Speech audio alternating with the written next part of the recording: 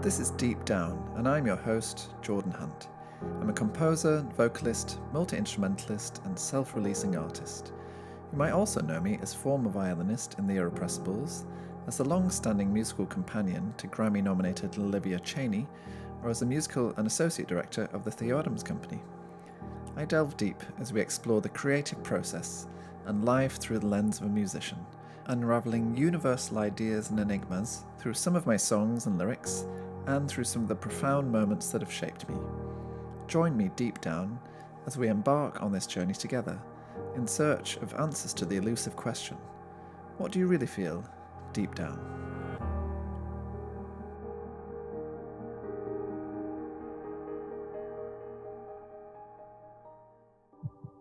In this episode, I'm going to be delving into my first ever official single release, Mother, from my first EP, Long Lost. And as you can imagine from the title, it was a labour of love. No pun intended, or perhaps it was. And from conception to release, it was a few years in the making. I'll be discussing backstory, lyrics, and relationships. So I hope you enjoy this special deep dive episode of Deep Down.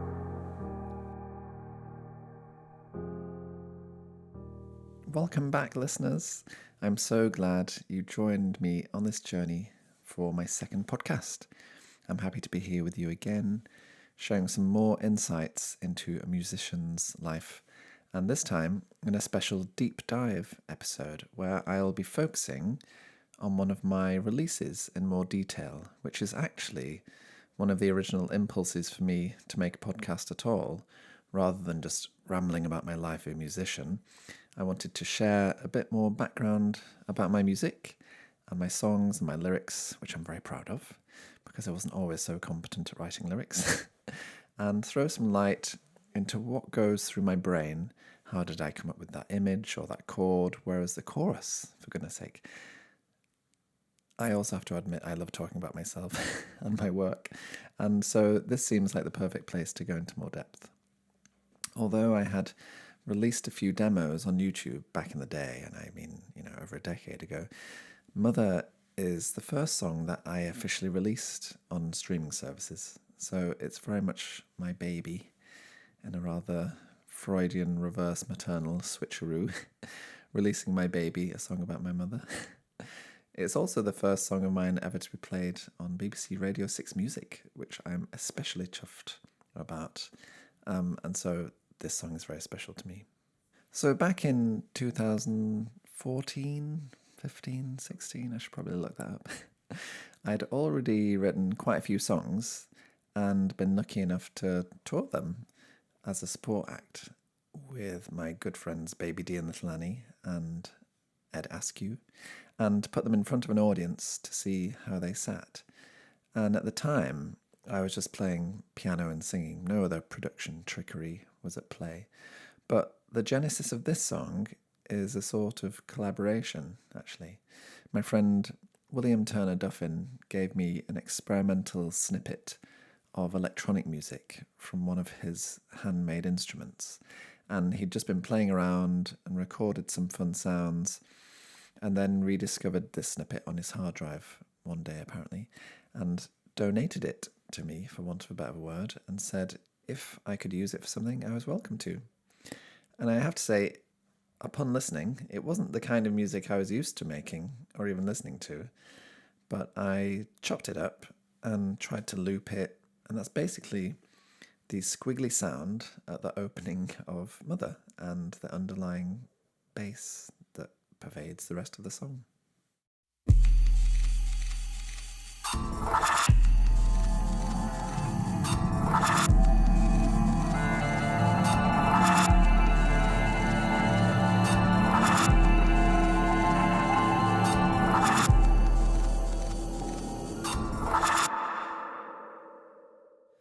So that was the opening to my single Mother, with the little squiggly electronic noises by my friend William Turner Duffin.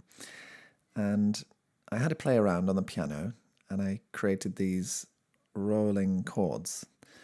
Now, these rolling or spread chords, as we call them, normally start with the bass note and then they roll up.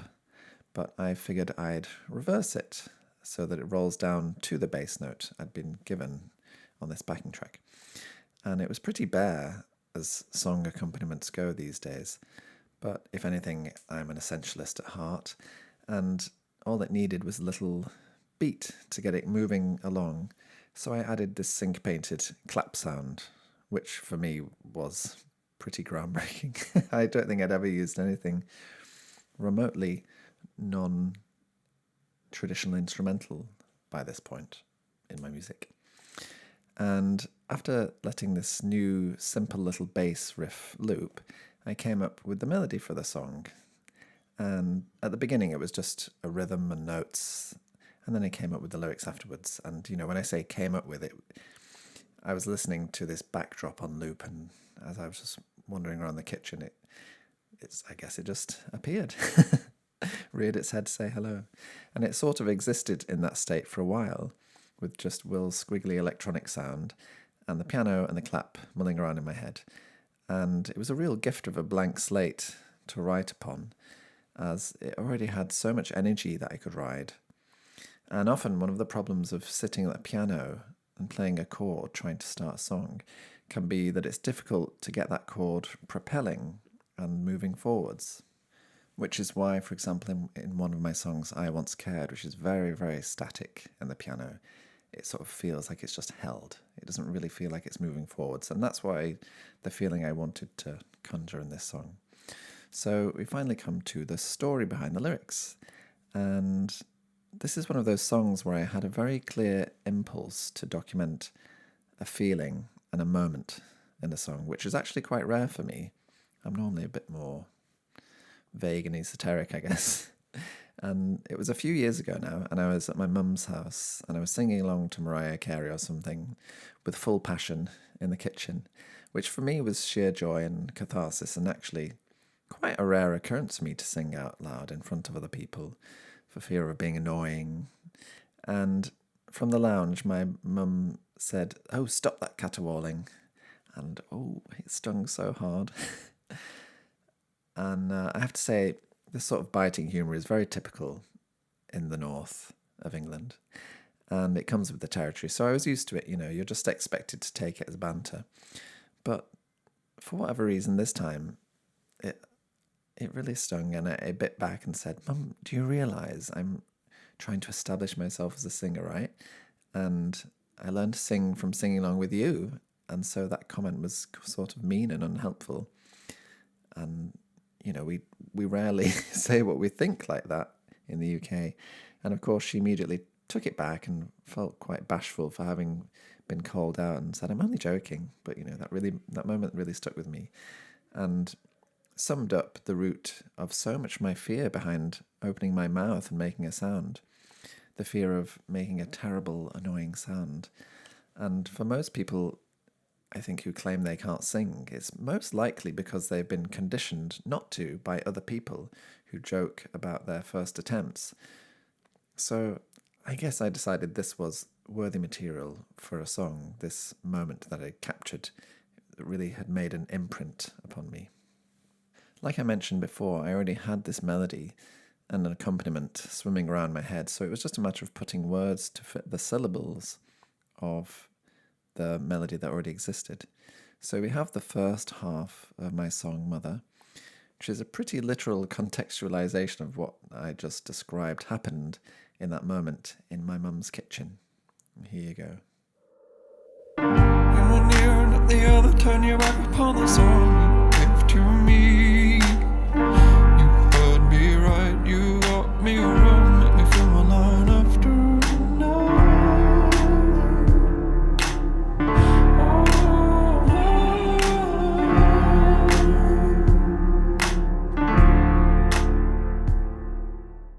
In one ear and out the other, turn your back upon the song you gave to me. You heard me right, you got me wrong, make me fill one line after another. That's the first verse lyrics. And then consider this next section of the song, verse 2. And in the same sort of vein, in a micro vent about my mother, which incidentally is what my sister used to call our mum when she was exasperated with her, I started to talk about how both me and my sister struggled a little with her. My sister very vocal about her disappointment at the time, and as my mum would sort of lock herself away in her room to escape us both, probably, and how life up north is grim and hard, and you sort of have to take one day at a time. And the lyrics are, in the middle, facing inward, turn your back upon the voice you hear inside. She speaks her mind, you run, can't hide. Got to face one day after another. And here it is. In the middle, facing you, close the door upon the words you hear inside. She speaks her mind, you run, can't hide. Gotta face one day after another.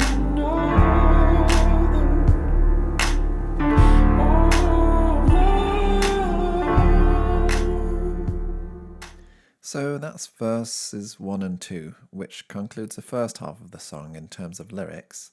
But then, of course, there's this vocalese section of me noodling away, and a vocalese is just singing with no lyrics. Again, this melody came to me almost fully formed and goes with both the underlying chords, and so we have it looped.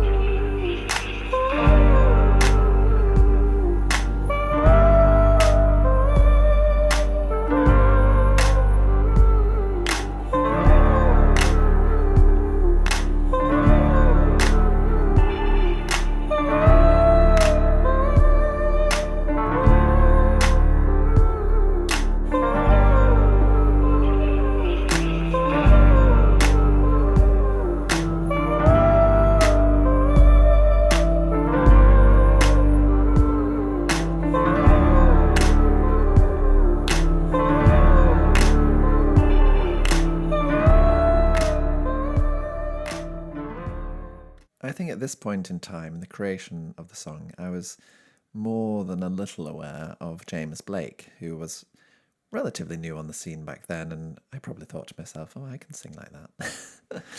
Anyway, for whatever influence he had, I love this little melodic riff that I came up with. And it sort of represents a sense of purgatory or limbo, this feeling of waiting alone in her room as she has a cigarette, waiting for what, I'm not sure, for life to start, for someone to rescue her, or just to be alone. I guess I can only give you the fictional tale in my head of those moments of solitude where she would slip away to her room. Now, after all this venting about my mum, I wanted to make amends, I guess, by balancing out the second half of the song with a more generous view of just quite how wonderful she is and what a great job she did of raising me and my sister as a single mum on very limited means. So cue the chorus, and a double chorus at that. So this marks the end of the road for my friend Will's squiggly backing track as the starting point, and presents a moment without the beat or the clap, and I go off-piste a little with a new chord sequence, which, rather than hanging out unresolved on chord 4, starts firmly on chord 1, the home key, or the home chord, this time in the major key rather than the minor key, which is more joyous and happy and declamatory to start. Dun, you know. I'm sure that was very clear. It's then a curious little chord sequence that revisits chord 4, G minor, and an E flat chord, which is very odd and doesn't strictly belong to the key, which adds more tension. And we have the lyrics, you give me life, and this is funny because obviously most people understand this in the wonderful sense of, you make me so happy, you give me life. But I also mean it in the double sense that us northerners would say give instead of gave in the past tense, like, oh, she gave me a proper talking to. In other words, she gave me a proper talking to. And so here it literally means you gave me life, her being my mother. Anyway, not sure why that makes me smile so much, but as my mother drummed into me in my adolescence, you should never forget your roots. And so we have, you give me life, you frame my sight. Again, a little silly because, yes, she gave me pretty clear context and boundaries to see the world through her eyes, but also I wear glasses, and I'm sure that's genetic. So, you hold my head so high that I can't see your plight. Now, this is beautiful, I think, because she really did make us feel like we had everything we needed, despite being impoverished, and as she juggled numerous part-time, manual labor jobs to make ends meet, and to be able to provide for us, and pick us up from school. She was very proud of the fact that she didn't really rely on help or assistance, and that's a different podcast to unpick, I think. But hopefully you get the gist. In the most generous way of seeing this line, we can't see her plight. And then, your lungs may cry, your tongue may bite, your heart still sings with light her new life can't deny. And this is talking about all the pain she endures as a smoker with an autoimmune condition, and just how much she loves my niece, who, at the time of writing, had only recently been born and is now in high school. And saying that out loud, gosh, that makes me feel old. Anyway, here's the first chorus. You give me life, you frame my sight, you hold my head so high that I can't feel your bite. Your lungs may cry, your tongue may bite, your heart still sings with light, her new life can't deny. And then we have a bigger repeat of the chorus with a drop back into the beat and clap. And then this beautiful soaring synth line, which I played on my friend Nicole's mono synth. And she actually also recorded me doing some real life claps as opposed to pre-recorded ones, which adds this wonderful texture. And to play us out, we then have the same vocalese from earlier, this vocal riff, from the halfway point of the song. But this time, it's over the new chorus chord progression. And I think it works just as well here. In fact, you get this lovely scrunchy false relation with the high E natural in the voice, doo-doo, doo-doo, and the E flat in the bass that shouldn't work, but it sounds so deliciously scrunchy together. I love harmony like that. And we have a little musical outro to wrap up the song. You give me life, my side, you hold my head so high that I can't feel your lungs may cry, your tongue may bite, your heart still sings with light, her new love can't deny.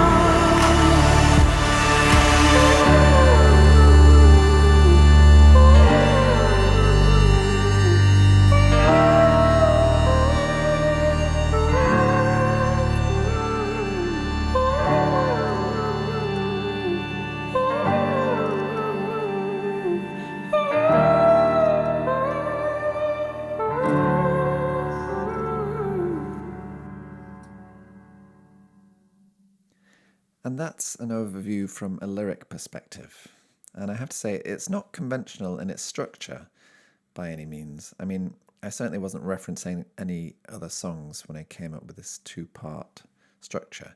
I was, however, referencing some of my own earlier songs, I guess.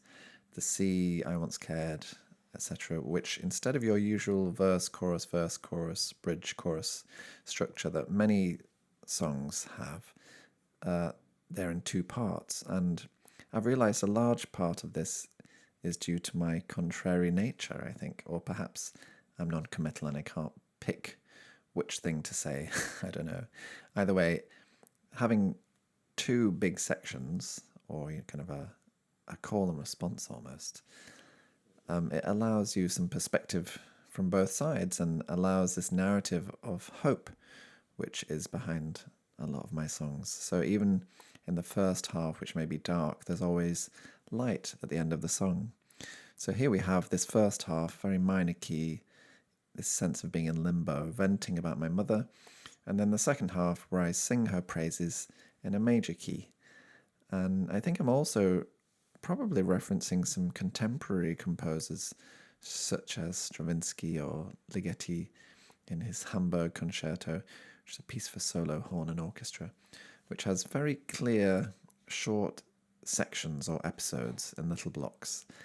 And I love both organic composition and growth, but also these very clear jump cuts, to use a filmic term. Speaking of which, this is actually the only song I have where there are 2 music videos. Check them both out. And I have no idea how I convinced my friend, the director Sam Williams, to make 2 videos for one song, one indulgence. But he did. And the first one to be released is definitely Sam's baby and more representative of his work as an artist. It's a really beautiful, abstract, sculptural video filmed on the Kent coastline, and it's got this otherworldly sculpture by John Kipps, an amazing sculptor, which was commissioned specially for the video, and the director of photography was Alyssa Boanta.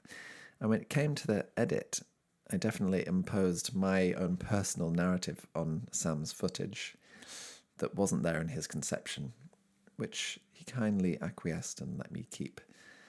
And then to mark the anniversary of its release, we also released the Hometown version, which was actually the first video we shot, the first version that we shot, filmed entirely on his iPhone, just me visiting my mum, my sister and my niece in my hometown of Oldham, which is a very sweet and lo-fi video.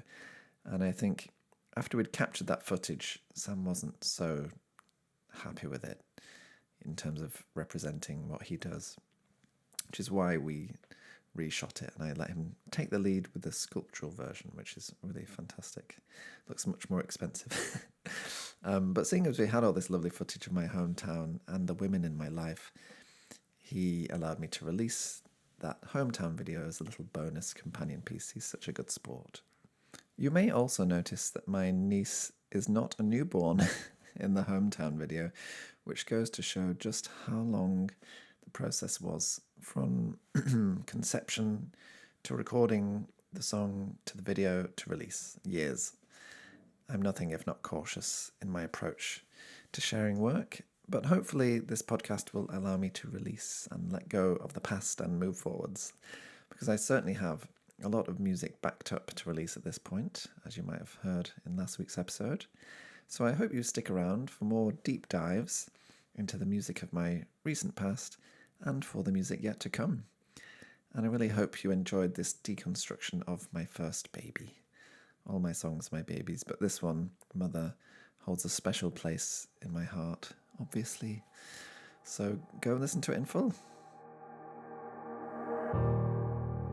Don't forget to subscribe, follow, and review this podcast. And if you like it, share it with your friends or on social media. You can find me on all social platforms by searching at Jordan Hunt Music, and you can listen to my music on all good streaming services. Deep Down uses bits of my music nabbed from my songs Ocean Floor and Peter. Check out the show notes on jordan-hunt.com for exclusive tidbits from this podcast. I'd really love to hear from you via DM or email via my website if any of these experiences resonated with you, and if you have questions, suggestions, or requests for future episodes. Thank you so much for listening.